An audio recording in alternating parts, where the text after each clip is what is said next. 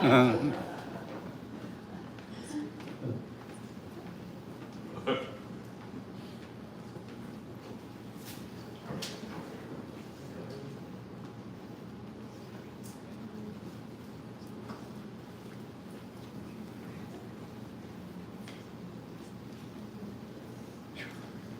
morning, ladies and gentlemen.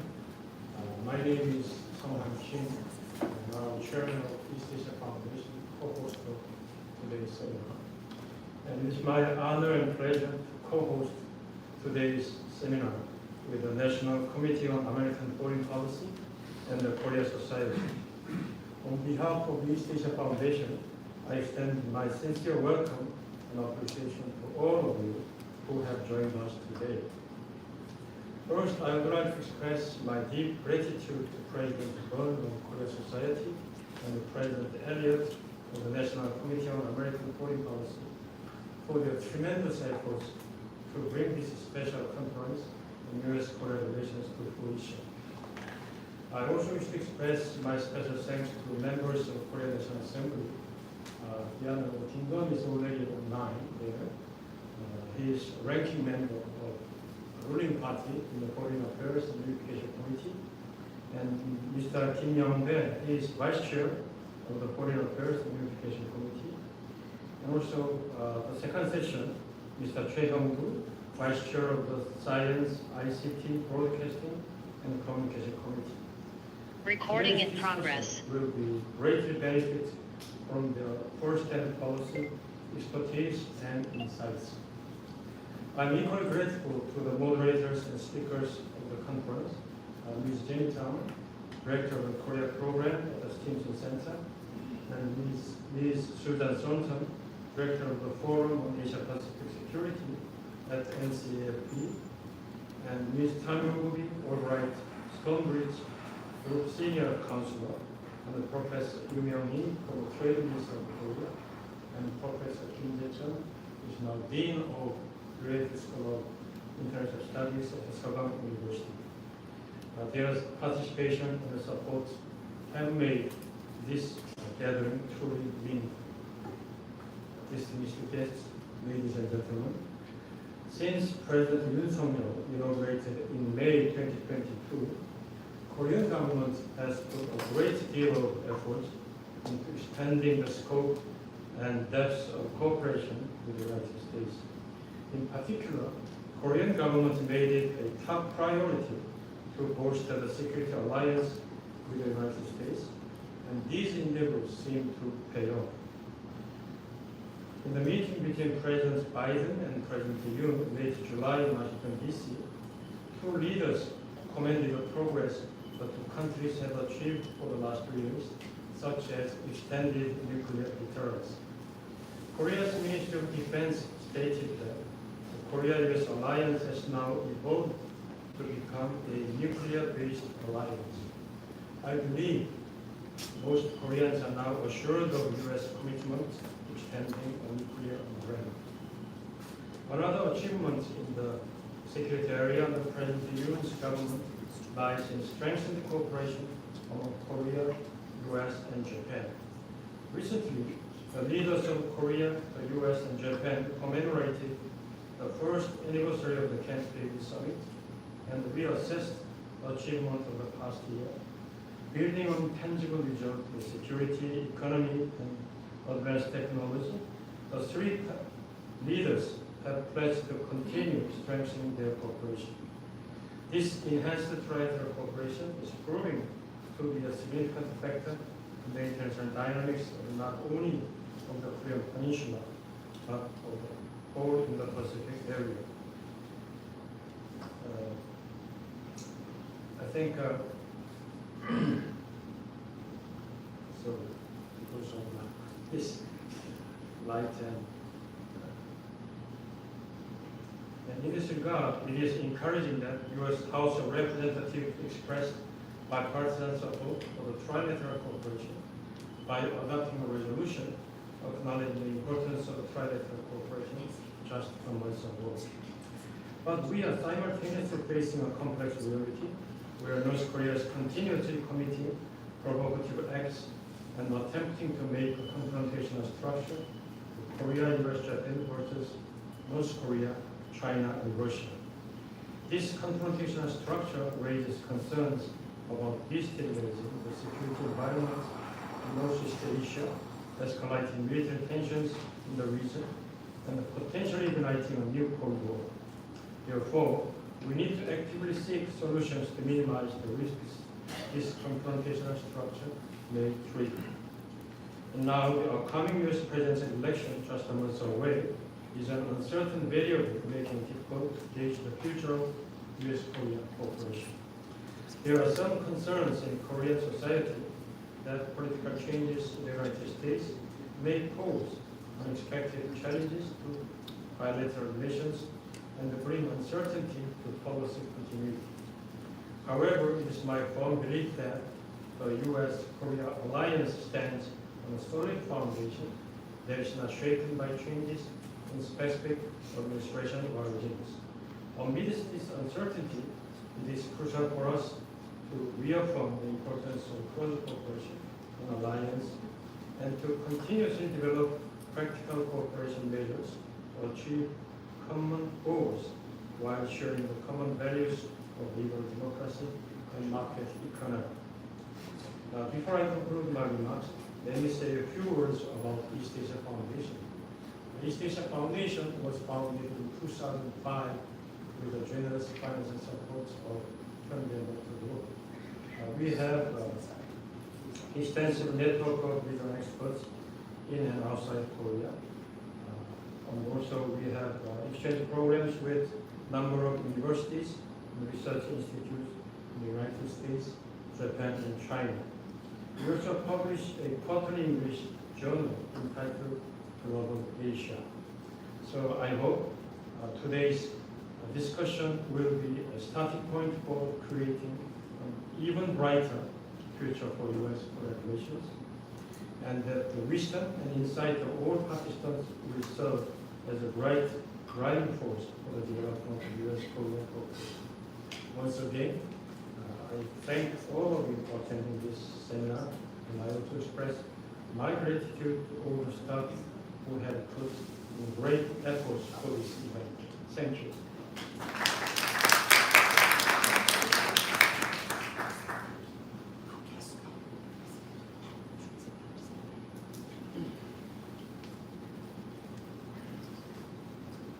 Well, thank you, Foreign Minister Kim Sung-hwan, and thank you all for coming here to this event at the Korea Society's office of the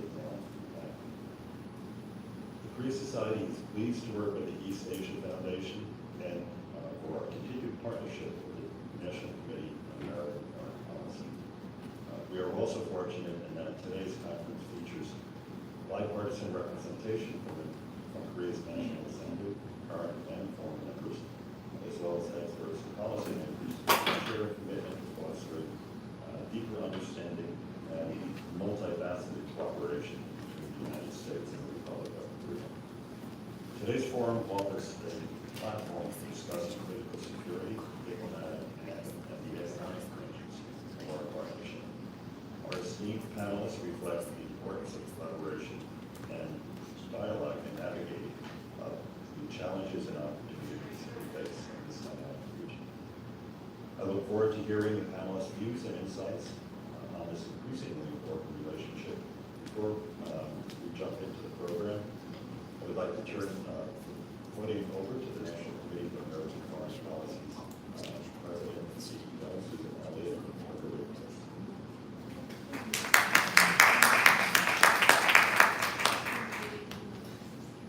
Well, thank you, Tom, and thank you, Minister Kim, for those remarks. I think I don't have much to add because I agree with everything that both of you have said, but just for those of you in the audience who really don't know a lot about our organization, the National Committee on American Foreign Policy, we have long standing commitments to helping promote peace and security in the Asia Pacific region, and especially in Northeast Asia and engaging on Korean Peninsula issues. So we have a long-standing association with the Korea Society, and this is our first event with the East Asia Foundation, but but we're looking forward to more events of this nature, and hopefully getting to visit you when we visit Korea.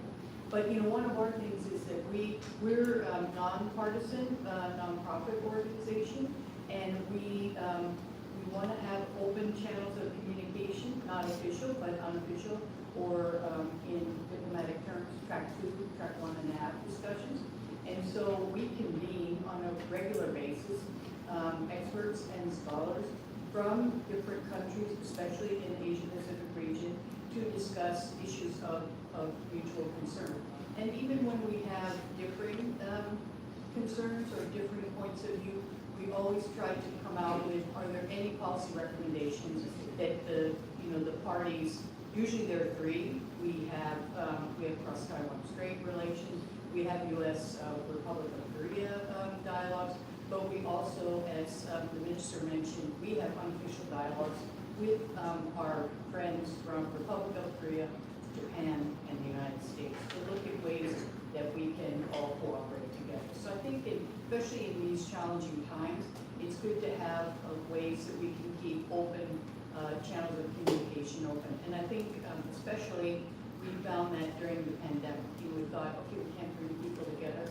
How will we be able to continue?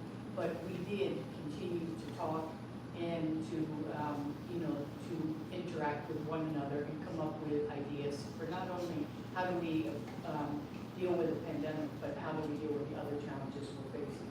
So once again, I'd like to thank the Korea Society and the East Asia Foundation for co-hosting this event with us at the National Committee on American Foreign Policy, and for all of those who are watching virtually, that I know this is going to be a great discussion, so I won't talk too much more, but I want to thank Tom Byrne and also Minister Kim for your great support, but also thanks to the staff of the Korea Society, Jonathan Corrado and Chelsea Alexander, who have been part of another program that we host, is looking to develop the next generation of policy scholars, not only on the Korean Peninsula, but in other areas of the world. So I want to thank the panelists and look forward to a really great discussion. And I would also now turn the conversation over to Susan Thornton, who's the director of the Forum on Asia-Pacific Security at the National Committee on American Foreign Policy. I think everyone in the room probably knows Susan, but she's an accomplished diplomat who has not only is an expert on issues related to in the Indo-Pacific, Asia-Pacific, but also we work together on issues related to Russia and countries of former Soviet Union. So I will very much look forward to not only hearing from Susan, but the members of our panel. So I'll turn it over to you, Susan. Thank you very much.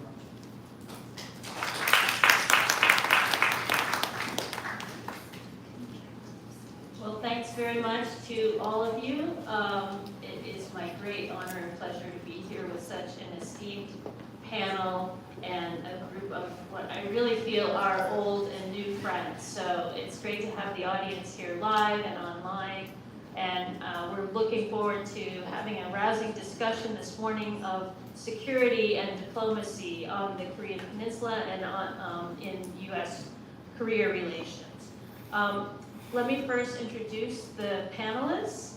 I think we have, I'll just go in order of names on my sheet here, but it's my great pleasure to see on the screen virtually Ambassador Kim Gunn, now Representative Kim Gunn, who is currently a National Assembly member, as was mentioned earlier, and chairs the Foreign Affairs Committee, but who I have known for a very long time in his former guise as a ROK diplomat in the Ministry of Foreign Affairs. I think we worked together when we were both baby diplomats back in the 90s. I'm dating myself, but you were only 12 at the time, I think. Anyway, it's a great... I hope you're starting a new trend of lots of diplomats going into legislator positions around the world. We'll see how that works out, but I have great esteem for Ambassador Kim's career. I think I last saw him when he was the Special Representative for DPRK Affairs in the Foreign Ministry. He's also been the Director General for North Korea Nuclear Affairs, the Deputy Representative for Secretary at both the U.S. and Chinese embassies, and Deputy Director General for North American Affairs Bureau, in addition to a long list of other posts, which I won't mention, but clearly very well equipped to contribute to our discussion today, so welcome. We also have on the screen National Assembly member Kim Young-bae, a member of the current 22nd National Assembly representing the 1st District of Sung-hwan, and he has been a member of the Foreign Affairs and Unification Committee since 2024, received his PhD in Political Science and International Relations from Korea University, and has a long list of affiliations, which I won't read at the moment to save time, but he is involved in many, many different committees on many, many different issues in the National Assembly, and has been for quite some time. So it's great to have you, and welcome. And I'm sorry it's so late at night for the two of you. We have also with us on the stage here Professor Jae-chun Kim, Professor of International Relations at the Graduate School of International Studies at Sogang University, currently Dean for the GSIS, and he is a political scientist trained at Yale University, got his MA and PhD in political science from Yale, where I tend to spend some time these days, so it's great to have him with us. And he, before coming back to Sogang, he worked at Yale as a lecturer in the Department of Political Science. Wonderful to have you here, all the way from Korea. And of course, we also have our old friend of the NCAFP, Jenny Town, who is a senior fellow at the Stimson Center and director of Stimson's Korea program, and a co-founder of the 38 North publication. Her areas of expertise include North Korea, U.S. DPRK relations, and of course, U.S. ROK alliance relations, in addition to a number of different security issues.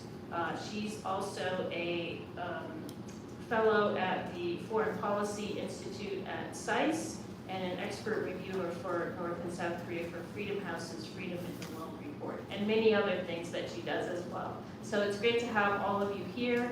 I think maybe we'll kick off the discussion. We want to start with a discussion of U.S.-Korea relations and the alliance, which is, I think, in very good shape. But as was mentioned in the opening comments, we're all facing a kind of a world of unpredictability or uncertainty as things move forward. Chairman Kim mentioned the sort of triangles that are developing in Northeast Asia, and the impetus to try to avoid a sort of confrontational stance between these two, triangles of what look to be, in the case of China, Russia, and North Korea, increasingly aligned cohort against the U.S. ROK Japan trilateral cooperation that's been intensifying. So, and then we have, as was mentioned, also the uncertainty surrounding U.S. politics. And so I think there's a lot to discuss today. And maybe I can start with you, with our colleagues who are currently late at night in Korea, and let you have the first word as it gets later and later there. But maybe to Representative Kim Young-bae, how do you assess the U.S.-ROK alliance currently from where you sit in the National Assembly? And how do you look at the coming challenges that we may need to tackle in the future? 예, 김영배 의원님께 먼저 질문 드리겠습니다. 한국이 워낙 늦은 밤이기 때문에요. 지금 현재 한미의 동맹 관계에 대해서 국회에 계신 의원으로서 어떻게 보고 계시는지, 그리고 이 동맹 관계에 있어서 앞으로의 도전은 뭐라고 보시는지 말씀해 주시겠습니다.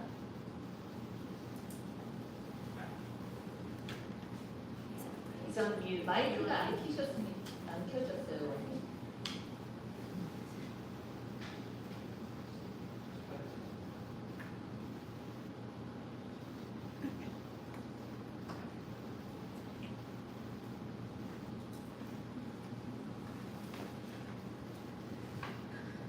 Can you listen me? Yeah. 이제 드립니다. 예. 이 늦은 시간 함께 돼서 너무 영광입니다. First of all, it's a great honor for me to be with all of you here today. 대한민국도 마찬가지지만 우리 여당이 중요한데요. 오늘 함께 하신 분 중에 여당에 매우 중요한 한 분이 소개가 됐습니다. 최형두 의원께서 함께하고 계신데요. 소개 좀 해주시면 좋겠습니다. I think, of course, the Republic of Korea is very important in this meeting, but I think the ruling party is very important, and we do have a very important presence from the ruling party here today. I don't think was introduced. Representative Hyungdu, Choi Hyungdu, I think is here, so if you could introduce him, that would be great. He's smiling now. 근데 사실 정치라는 게 늘 그렇지만 사실 다수와 소수가 이렇게 함께하는 것인데 요즘은 다수와 소수가 이렇게 함께하는 게 참 어렵다는 걸 많이 느낍니다. I think when it comes to politics, one of the most important things is to have the majority and minority come together. And I feel as if these days it is very hard for the majority and minority to come together and be harmonized. 지금 이제 미국도 대통령 선거를 앞두고 있는데 다수와 소수의 문제뿐만 아니라 실제로 어떻게 이렇게 균형을 맞추느냐 이런 문제가 참 어려운 문제 같습니다. Of course, the United States is facing its presidential election soon, and I think that raises the question of majority and minority. But I think in reality, it's very challenging and difficult to achieve a sense of balance when it comes to the majority and minority.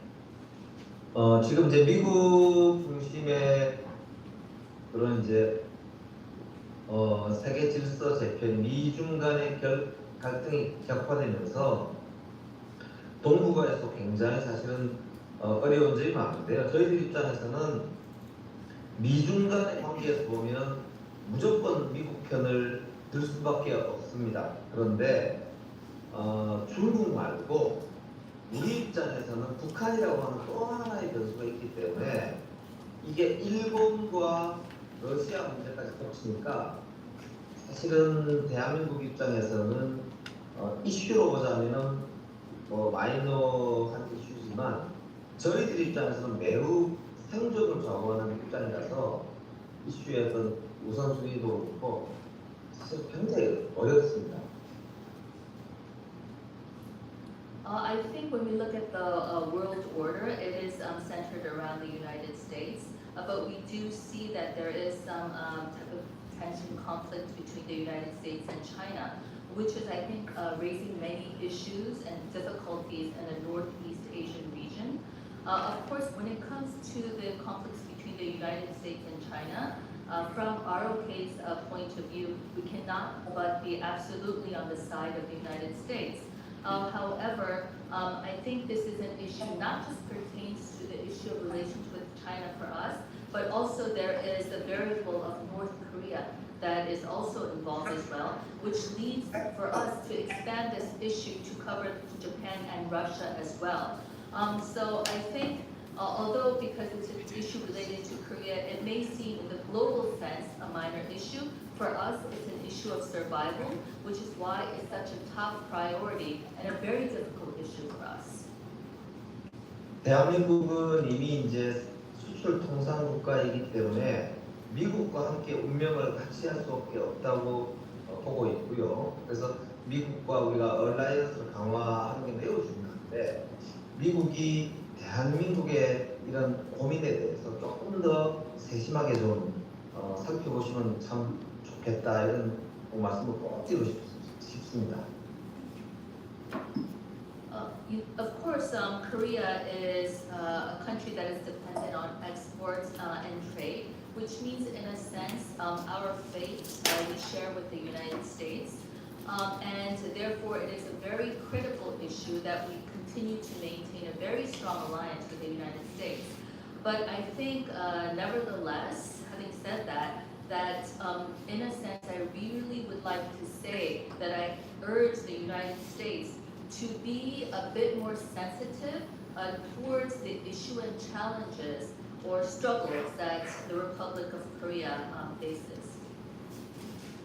사실은 중국과의 경쟁 문제에서는 뭐 바로 그런 입장이지만 예를 들면 그거를 우리가 이제 수행함에 있어서 일본과 러시아의 문제는 저희들 입장에서 굉장히 챌린징한 문제입니다. 왜냐하면 미국 국민들한테도 물어보고 싶은 게 축구할 때 멕시코 편은 드십니까? 미국 편은 드십니까? 아주 중요한 어려운 문제예요.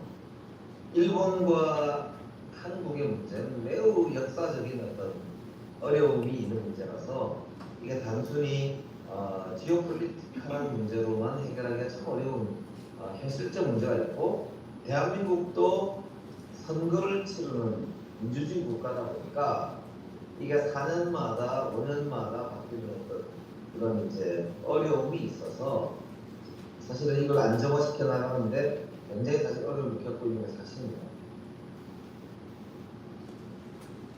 When it comes to the competition or the dynamics between the United States and China, of course it is our position that we are on the side of the United States.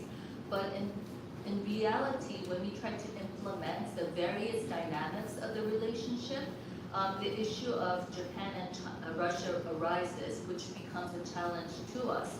And so in a sense, I'd like to pose a question to the people of the United States.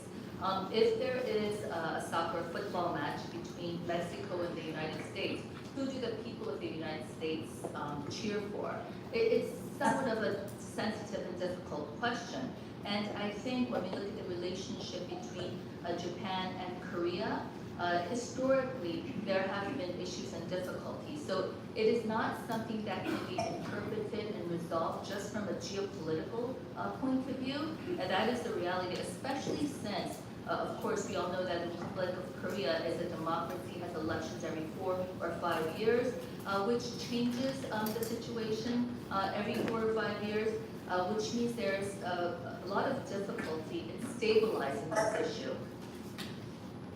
그래서 이제 한미동맹은 우리의 무엇보다 중요한 백본이라고 보기 때문에 한미동맹을 기초로 해서 이러한 문제들을 풀어갈 수 있도록 저희들도 많이 노력을 해야 된다고 생각하고 있습니다. 앞으로도 이제 중국이 가장 중요한 세계적 질서에서는 챌린저로 등장을 하지만 그 중에서도 한미 동맹의 기초에서 동북아 질서를 좀 안정적으로 관리할 수 있도록 한국과 미국의 어떤 그런 노력 이런 걸 저희들도 책임지고 하겠다 이런 말씀을 드리면서 오늘 제 말씀 마치겠습니다. And of course, under this backdrop, the Korea-U.S. alliance is the most important backbone that we have. And based on this as a foundation, we have to make an effort to resolve the issue. I think that China will continue to be the most important and biggest challenge in the world order. And I think that the strong alliance between the Korea and the United States should be the basis as we try to resolve this issue and try to achieve stability in Northeast Asia. And as an assembly member, I would like to pledge that I will do my best to fulfill my responsibility to play this role. Okay, thank you very much. Let's go, I think, of course, if the question is about whether the U.S. people will root for U.S. or Mexico in the soccer game, we do understand that we're going to root for the U.S. So that's an easy question, big softball. But let me go to Ambassador and Representative Kim for your views on, I'm very curious about how you think being a diplomat is contributing to your work in the legislature, but I also like to hear your views on sort of the security architecture in Northeast Asia, the challenges, and I mean, certainly the Biden administration has done a lot of work on building up alliances, and we talked about the work on extended deterrence, et cetera. We saw Tony Blinken had an article in Foreign Affairs just this week where he's reviewing all of the accomplishments in foreign policy of the Biden administration, and the alliance, the work on building up strong alliances features prominently. And I think there has been a lot of good work done, but I'd really like to hear your views as well on sort of the coming challenges and anything else you'd like to share with the group today. It's great to see you all, my close and old friends, and from Korean Society and NCAFP, and former Minister Kim Sung-hwan is my old boss, and Professor Kim Jae-chun is my alma mater from high school. So I'm glad that everyone is gathering to speak, to discuss about this important issue. I was tempted a little bit to speak in Korean because the interpreter was so good. But you know, We have at the same limited time, time. Yeah. you know, at the same time, I'm just speaking English, and I'm really pleased to be here with Mr. Kim Young-bae, ranking member from the opposition party at the Foreign Affairs Committee, because he kind of inspires me always about politics and about bipartisanship in the National Assembly. So, and he's second term National Assembly member. I'm the first term, so I learned a lot from him, and I expect that his leadership will steward me in the coming days. And about the security issues, I'd like to paraphrase what Mr. Kim Young-bae said. It's very clear that the backbone of our foreign relations is our alliance with the United States, and our trilateral cooperation with U.S. and Japan is also very, very important these days for the security structure in the region. But having said that, we also need to divide the other side too, because as Susan mentioned at the outset, there is like a trilateral among China, Russia, and North Korea developing these days. So I think the first thing we must do is that our trilateral must be strengthened more, but at the same time, we must try to divide the opposite side. And I always find ample room to do that. For instance, North Korea is always arguing for new blocks and new Cold War,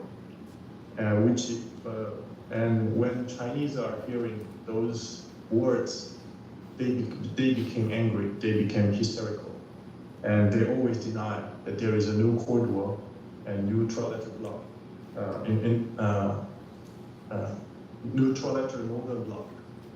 So, and everyone understands that Russia-North Korean collusion is ephemeral.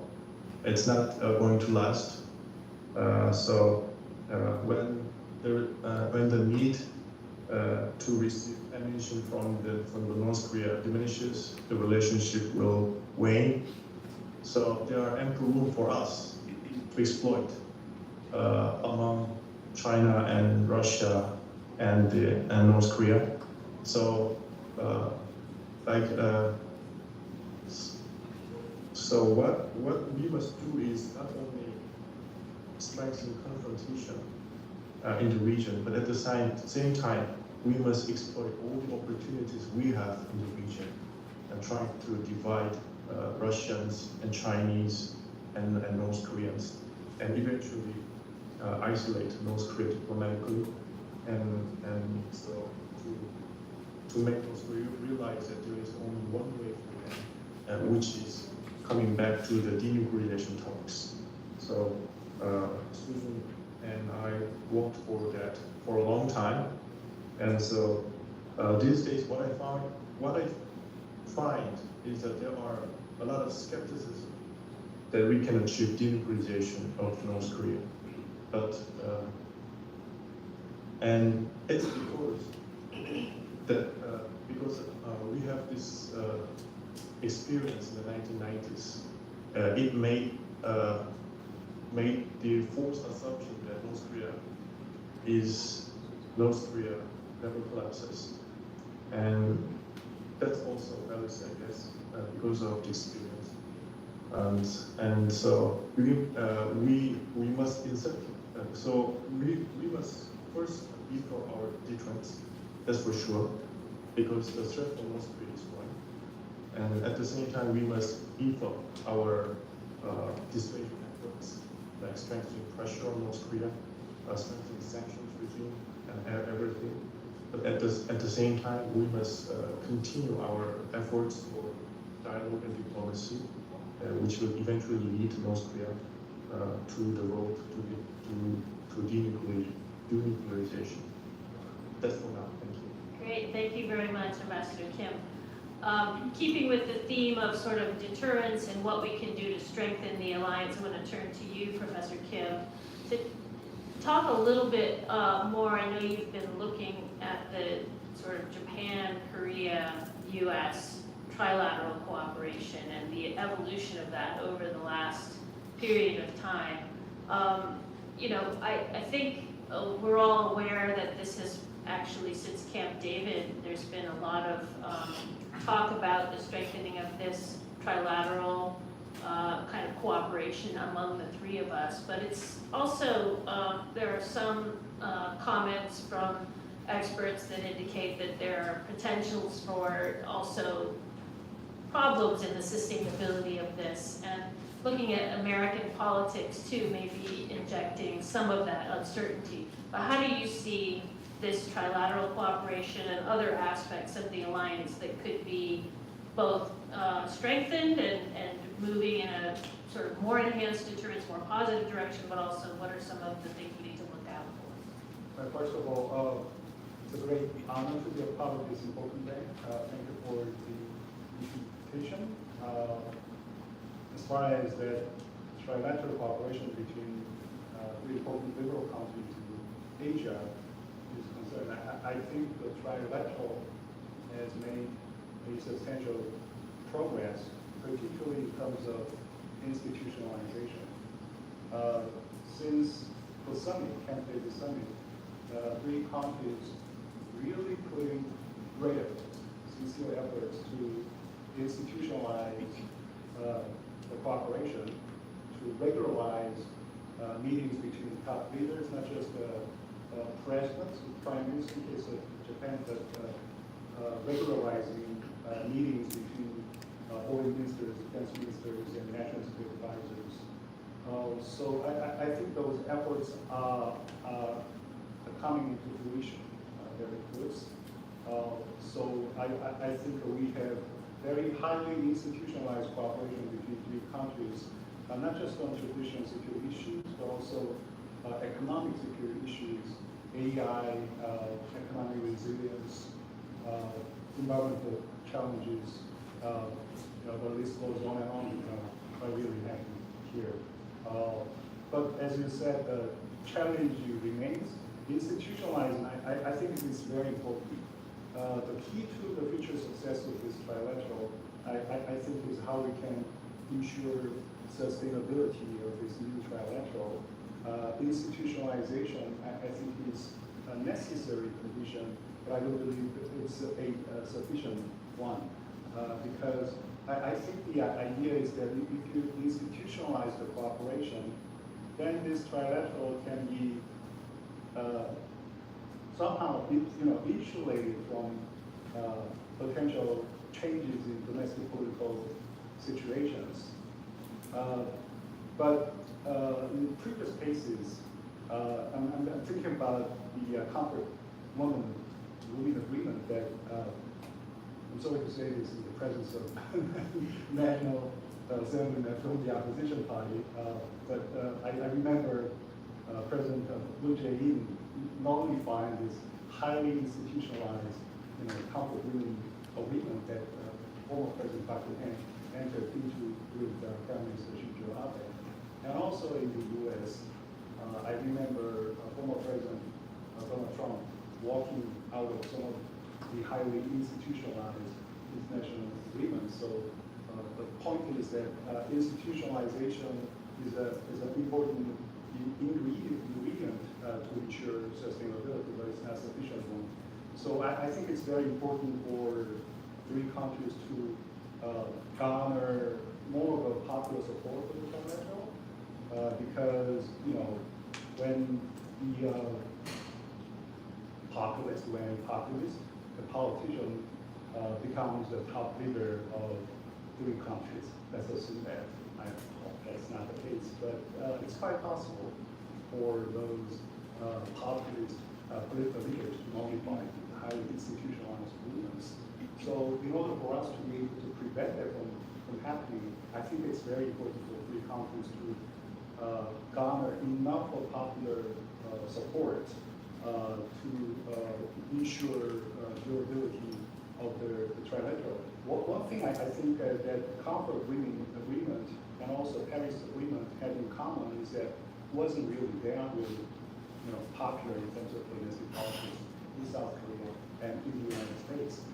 So I think it's very important for three countries to mobilize enough popular support for the trilateral to continue. But that said, that being said, I think I don't really worry too much about the U.S. presidential election and the post-Kishida period. For one thing, is a new prime minister in Japan. He, I think, is a very forward-looking politician. I mean, in terms of history issues are concerned between the two countries, Japan and South Korea. Because that trilateral thing, that cooperation, I think Korea-Japan relations is still the weakest point. I mean, President Yoon made a very bold attempt, and the bold attempt sort of paid off. I mean, in terms of restoring momentum to keep this trilateral going. But I think the relationship between Japan and South Korea still contains vulnerabilities. We restored momentum to keep this trilateral going. However, the relationship isn't really fully restored. So I think we have to handle the relationship between the two countries in a very careful manner. Coming back to the United States,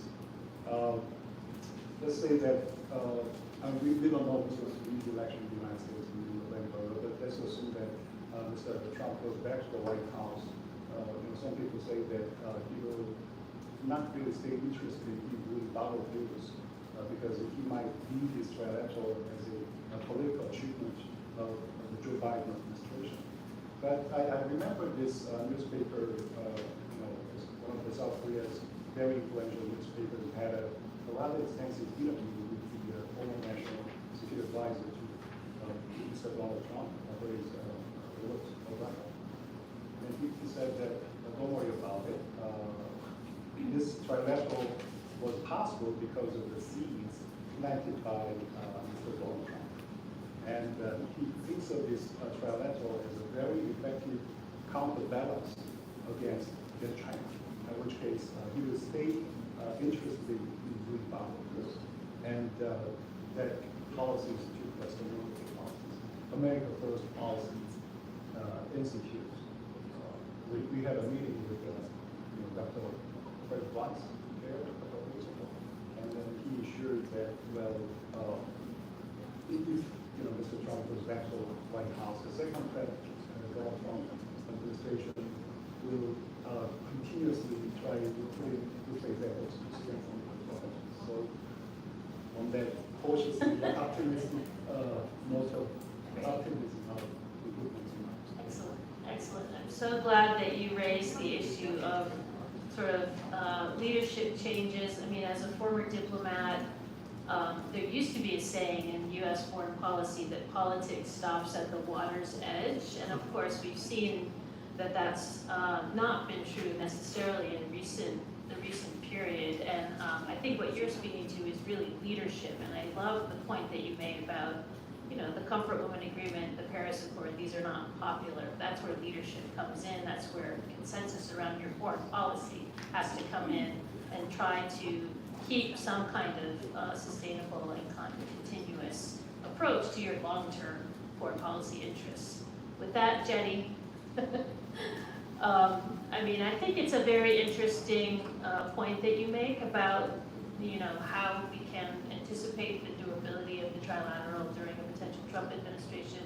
We've talked about this in previous conversations, but over to you for sort of, how do you look at the current, potential impact of the U.S. political situation on the questions we've been talking about?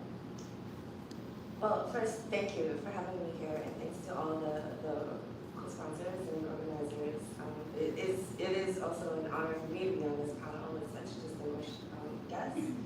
I really appreciate how optimistic that last Professor Kim, that your points were, and I think that's probably the most optimistic assessment I've heard. It's really hard to say.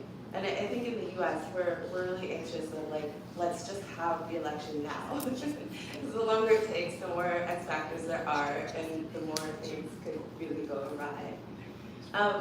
But I think there are differences between both intention, political will, and capacity. And I think that's the biggest difference between what a Harris administration versus a Trump administration would be. Where even if there is potentially political will to continue on and deepen and strengthen alliances and especially the trilateral U.S., South Korea, Japan. One of the things that the Trump administration has talked about and Project 2025 has talked about is basically gutting the bureaucracy. And so if you don't have bureaucrats, if your bench isn't deep, then no matter how much you've institutionalized this cooperation, do they actually have the capacity to continue it? And I think that's a huge concern, and again, a huge difference between the two administrations. I think there's also questions on the South Korean side, because as you said, President Yoon really has been very forward-leaning in the relationship with Japan, but he's also very unpopular. His approval ratings are at the lowest they have been in years. And so, and there are calls for impeachment inside South Korea. Whether they gain momentum or not is really still an open question. But it does raise the question of, again, is that cooperation sustainable from the South Korean angle as well, post-Yoon? So certainly he cannot be reelected, and the question is, will the party carry on Yoon's emphasis on repairing Japan-Korea relations and deepening trilateral cooperation? Or will that also be an issue where the next president comes in and says, well, because it's his legacy, we need to do something else? So I think there are a lot of vulnerabilities, as you've mentioned, in trilateral, in the alliance, and a lot of concerns, in just alliance management under a Trump administration, based on what we saw during the first Trump administration, of how much does the leadership actually value the relationships versus the bureaucracy being able to actually carry that out. But I do think there is some broader issues that the new administrations will need to deal with as well, and that is, for one, I think that what we've seen in the past few years really demonstrates that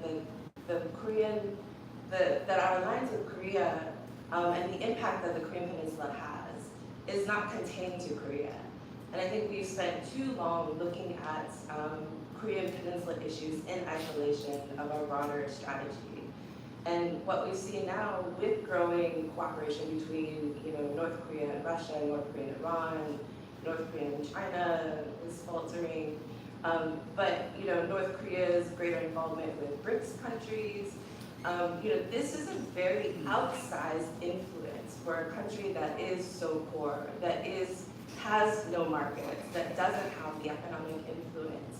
They've really been able to leverage what they have been able to accomplish on the WMD side. to create a much bigger global presence and a much bigger global impact than what they should have. And South Korea as well, and what we've seen, in the war in Ukraine really demonstrates how both Koreas are involved in global security and in shaping the global security environment. That it can't just be Korean issues anymore, that we really do need to look at this in a more holistic, strategic way of how do we deal with these challenges. Because, realistically, we're not getting back to a denuclearization agenda with North Korea when North Korea has options.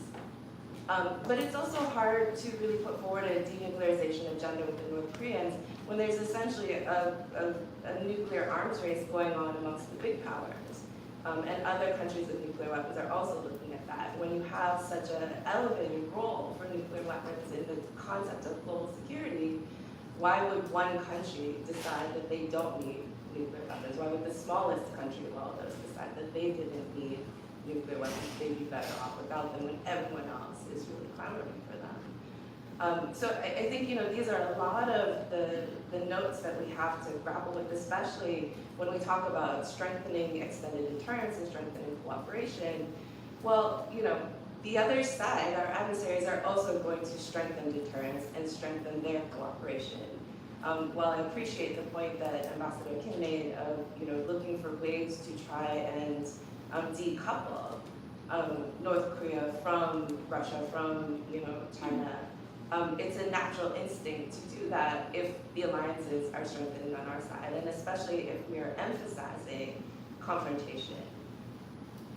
I think that's one of the biggest problems that the alliance will need to grapple with, is how do we find that new equilibrium? How can we emphasize both deterrence and reassurance to our adversaries? And how can we prevent the kind of endless arms racing that we're seeing going on right now?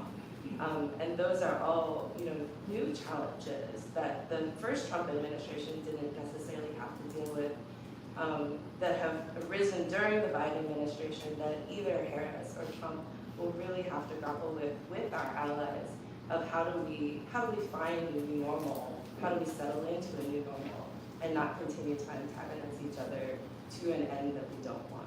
Great, okay, thank you very much for raising the kind of regional security picture and how much that is driving the situation that we see on the Korean Peninsula and vis-a-vis North Korea. And we're going to turn, I'm doing a terrible job moderating, and we're running way late on our panel. So we have to turn now to the issue of North Korea. And some of you have already addressed some of the issues around North Korea, but it is true that the sort of geostrategic picture in Northeast Asia is making it much more difficult to bring pressure on North Korea to find an effective way to try and talk to North Korea or draw them back into a denuclearization conversation. So, lightning round here, and I want to go to our assembly members in Seoul first, because it's so late there. I'm really sorry, but maybe for Assemblyman Kim Young-bae, if you could tell us just very quickly what you think should be the priority in dealing with North Korea, and maybe give the U.S. some advice as you did in the earlier answer. 예, 김영배 의원님께 여쭤보겠는데요. 좀 간단하게 답변해 주시면 감사하겠습니다. 북한의 문제에 있어서 가장 우선순위 둬야 하는 게 무엇이라고 생각하는지, 그리고 앞서서 해주신 것처럼 답변을 하실 때 그 미국의 조언을 하실 것이 있다면 같이 답변해 주시면 감사하겠습니다.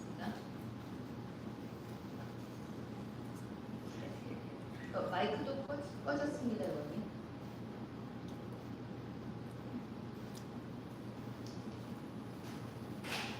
Can you hear me? 네, 들립니다. 네. 역시 북한 문제의 핵심은 북한이 생존 가능하다라고 하는 나름의 생각을 갖게 하는 게 핵심이라고 생각이 드는데요. 지금 이제 사실 북한은 어떤 경우에도 지금 생존 가능성이 낮잖아요. 그래서 사실은 원래는 트럼프 대통령하고의 딜을 통해서 한번 생존 가능성을 높이려고 나름대로는 시도를 했었다고 생각이 드는데 앞으로의 과제는 그러니까 세상을 위협하는 핵무기를 가지고 더 이상 자기의 생존을 딜할 수 없다.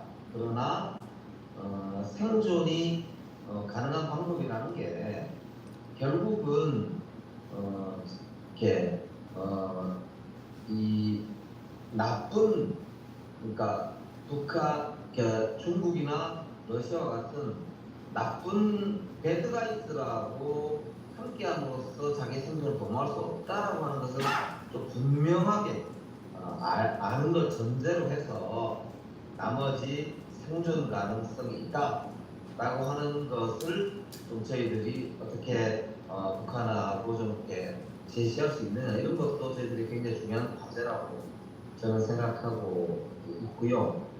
그걸 하기 위해서는 결국에는 사실은 우리가 북한이 중국과 특히 러시아와의 위험한 장난을 그만두고 이제 정상 국가화 해야 된다라고 하는 점이 자신의 생존이 가장 중요하다라고 하는 걸 신뢰할 수 있도록 하는 게 저희들 입장에서도 중요하고 그걸 위해서는 저는 대화가 우선 필요하지 않는가 그렇게 생각하고 있습니다. I think when it comes to the issue of North Korea, I think the most important core is to have North Korea have an awareness that there is a possibility for them to survive. So having this sense of survival for North Korea, I think, is at the core. When we look at the current situation, no matter how we look at it, it seems that the survival possibility of North Korea seems very low. And I think originally North Korea had tried to reach a deal with Trump in order to enhance its survival chances possibility. So I think that from now on, the challenge for us, the task that we face is we have to make them realize that they cannot strike a deal surrounding their survival with the threat of nuclear weapons. And which means that then what are we going to do to have this sense of have them realize that they do have a sense of survival. And I think we have to convince them that working alongside with the bad guys, so-called, such as China and especially Russia, is not going to lead to their survival, that this does not increase their survival possibility. And so how are we going to present this and persuade this North Korea, I think is the most important task at hand. And I think in order to do this, we have to make sure that they try to come into the club of the so-called normal countries where they stop having to do these dangerous cooperation coordinations with China and Russia. And I think it's important that they have the credibility that this is something that they cannot do and this will not lead to their survival. And in order to enhance that credibility, I think we have to first focus on having a dialogue with North Korea. Great, thank you very much. Ambassador Kim, I'd love to have your reflections on what Assemblyman Kim just mentioned about the issue of North Korea feeling that it's under an existential threat and therefore, no holds barred, everything goes. Is there some way to do this? What do you think? Quite opposite. Like everyone here understands that Kim Jong-un is developing nuclear capabilities because he thinks that is the only way to survive. So if we cannot make that calculation different, we cannot accomplish anything. So we must make Kim Jong-un realize that developing nuclear capabilities is going to threaten his survival. So in order to do that, I think first of all, we need beef of our deterrence. And at the same time, we must strengthen our pressure. And at the same time, we must open to dialogue to them. So when Kim Jong-un realizes that this is not the way we can choose, then he will come back to the road of denuclearization, to the road of denuclearization talks. So that must be our strategy. That has been our strategy for the last almost 4 years, and I think we must keep going in this direction. Thank you. Great, thank you very much. Actually, you said it's different, but I find that what you said is actually similar to what National Assemblyman Kim said. It's just a different emphasis, right? So that's Yes. great. That's why we have this bipartisan discussion to find a common ground among the parties. But thank you very much for your comment.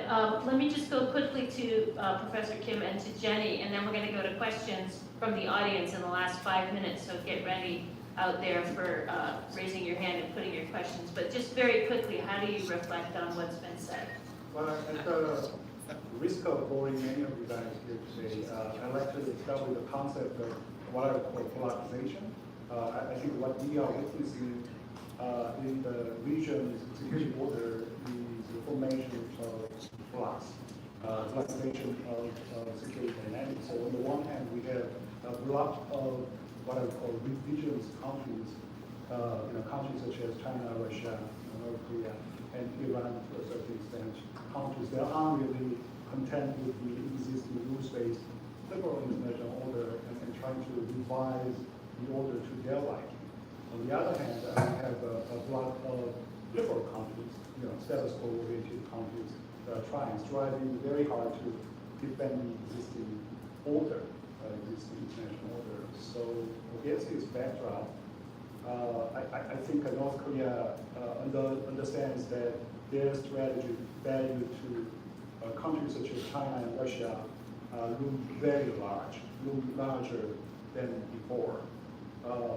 And when you think about the situation right after the end of the Cold War, when the Cold War international order came to a rather abrupt end, North Koreans lost their government, China and Russia as well. And I think they believe that they got them back now. And North Korea is like the only country in the world that welcomes the arrival of new Cold War. I mean, new Cold War is in their language. And they are trying to take advantage of this change in the region security order to their preferences. And they are trying to play the role of vanguard state for the group of religious countries. And China and Russia, they value North Korea's strategy, value very highly.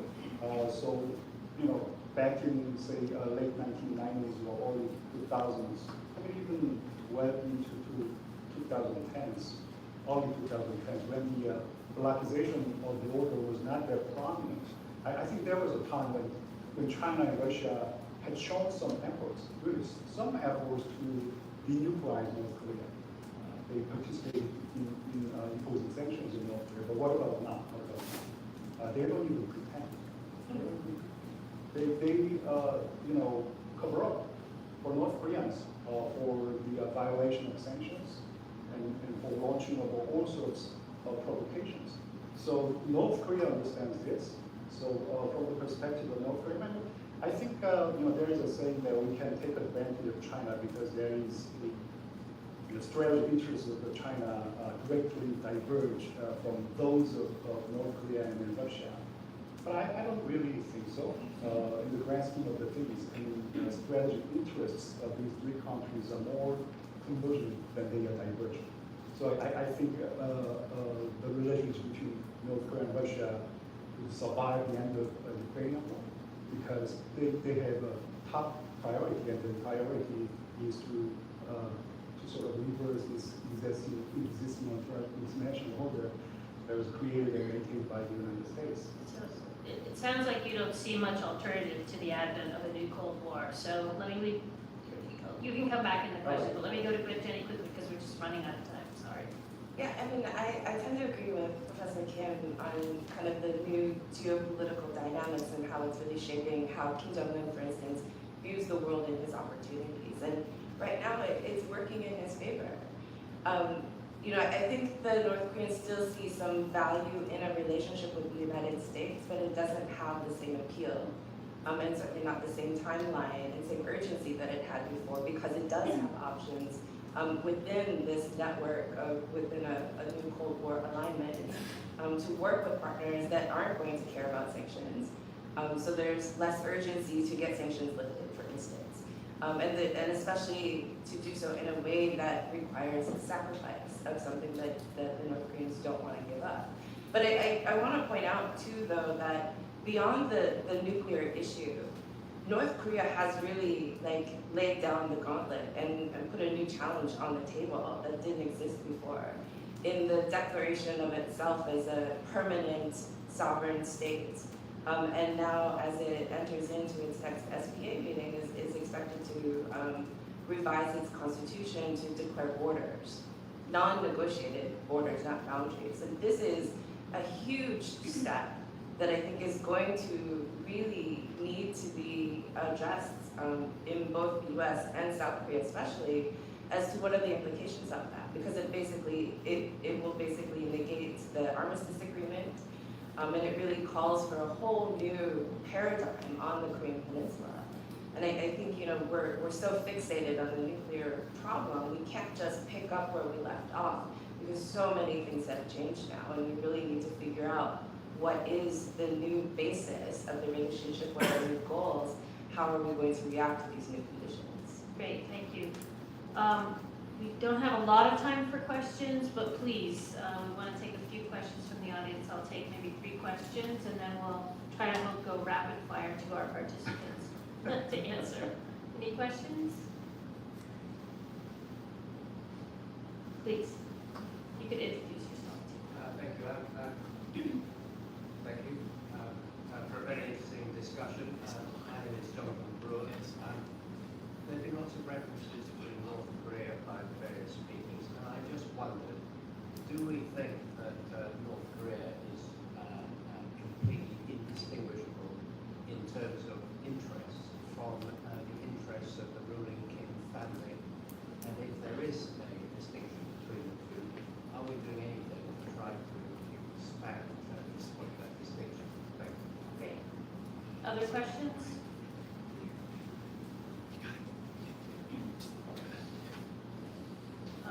Okay, here. And did you have a question? Okay, go ahead. Yeah.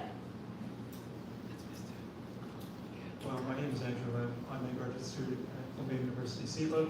My question is on nuclear latency. We've seen domestically in South Korea there's been a push for potential capacity to use nuclear weapons offensively. We see nuclear latency exists with Japan as well. So I was wondering, with the Yoon administration, how they view the push for nuclear latency might affect denuclearization efforts in North Korea. Thank you. Okay, the connection between denuclearization in North Korea and a push, if it exists in South Korea, for its own nuclear weapons. Anything else?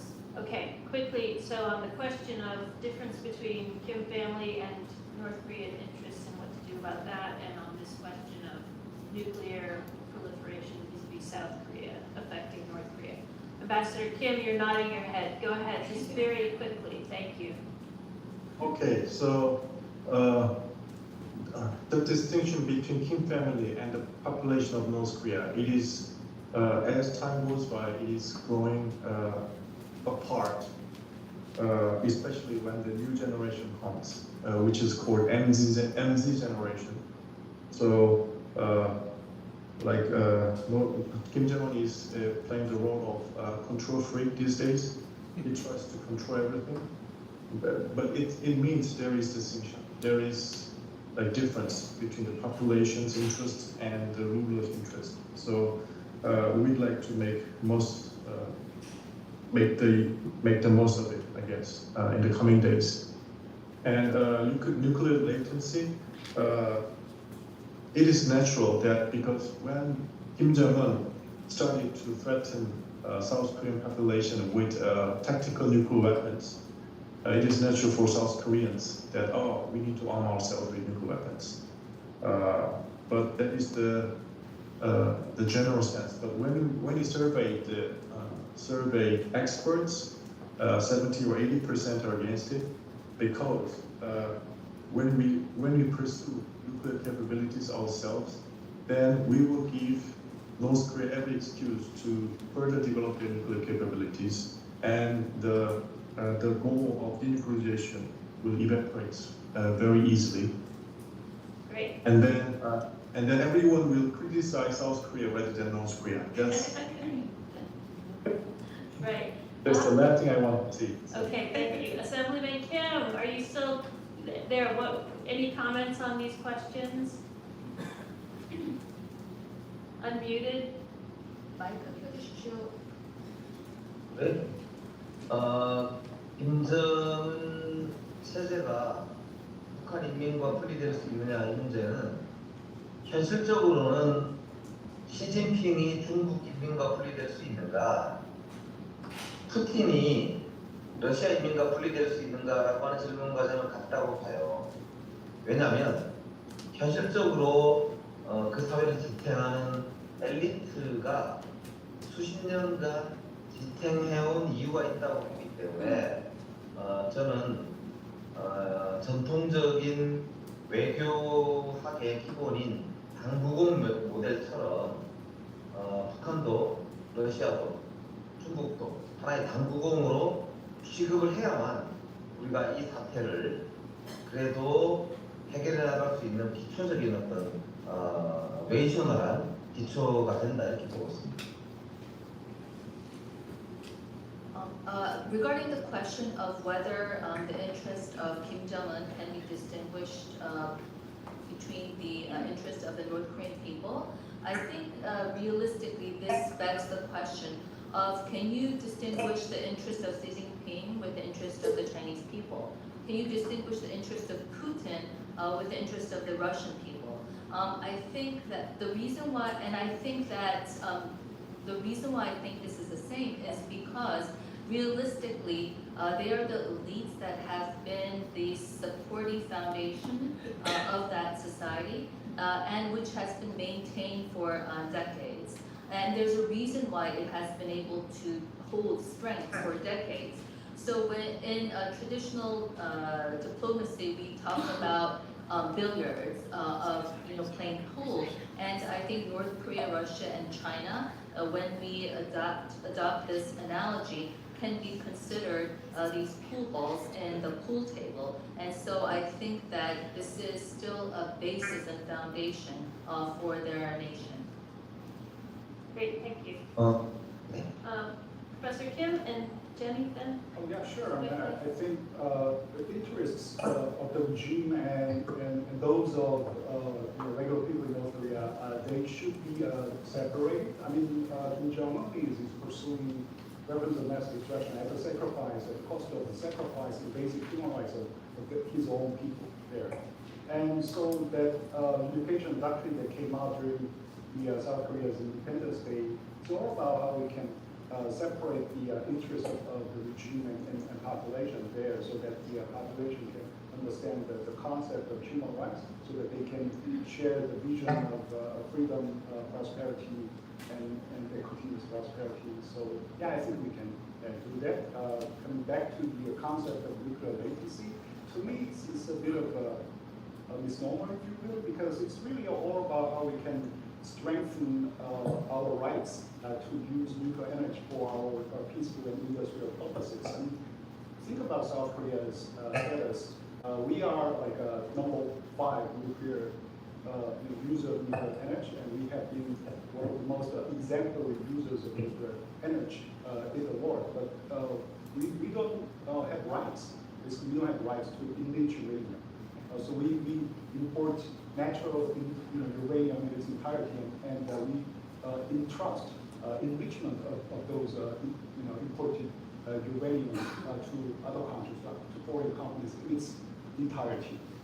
It's a little absurd that we don't have right to reprocess spent fuel.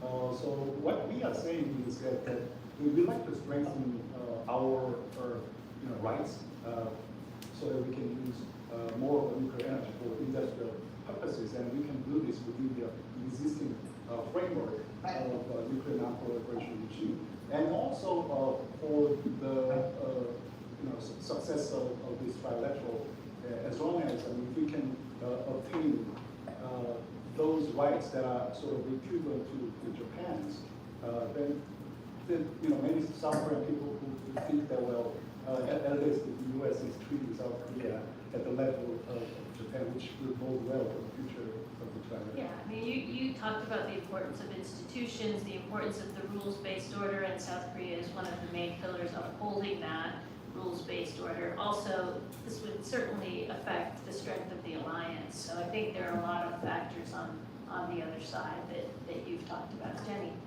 Yeah, on the difference between the regime and the people, of course, there are divergences. And as Ambassador Kim was talking about, the MC generation is much more focused on business, entrepreneurship, wanting to make money. Like, they've learned the language of money in North Korea. And prior to 2020, money talked. And, but the difference is that in North Korea, there's always the apparatus, the security apparatus, and Kim Jong-un is not afraid to use it, just as his father was, just as his grandfather was. And so, you don't have civil society the way you do in other countries. So you can try and give information, you can try and empower them as much as possible, but if they don't have the ability to organize, they don't have the ability to gather, if they have constant surveillance, both human surveillance and digital surveillance now as it's being introduced into the country, you just don't have that same kind of momentum that you've had in other states that do have civil society, that do have an ability to exercise that in a way that could change the government. But you do see Kim Jong-un really acknowledging some of these discrepancies and the sacrifices that the people are making as he pushes towards revitalizing the defense industries. He is trying to look at least like he's being accountable to the people. And it's part of the Rural Development Initiative, the 20x10 policies, trying to push accountability in terms of flood relief in the recent flooding that happened. And a lot of times, if you look at Rodong Shinmun, the party daily, and especially not the online version, but the actual physical version, the front pages are always about the economy, the civilian economy and agriculture. And a lot of times the stuff about weapons testing, the stuff is in the latter pages. So there is a sensitivity there, even if the priorities are still being placed on the defense side of the equation. On nuclear latency, I agree with Professor Kim on the intention as part of the nuclear energy story, and this has been something that South Korea has advocated for decades, and it was a big point of controversy in the last 123 agreements negotiations. But even at that time, part of the rationale against South Korea getting ENR rights was one for broader non-proliferation standards in general, but also because of its proximity to North Korea, the idea that it was a proliferation risk, right? If it could be sabotaged, it could be diverted, if North Korea could somehow get hold of it. But it makes it a much more complicated issue now that so many South Koreans talk about nuclear weapons, where it does raise suspicions of if South Korea gets ENR rights, what are they going to do with that fissile material? So, it's sort of a double-edged sword here, where it's like, yes, it makes sense. It made sense, 10 years ago when we were negotiating the 123 agreement. At that point, that did actually make sense as a way for South Korea to deal with its spent fuel build-out. But at this time, it makes it a much more difficult calculation and discussion. Great, thank you, and I appreciate you raising that. I think it is a tricky issue, and I hope we can work our way through it. Please join me in thanking our terrific panelists.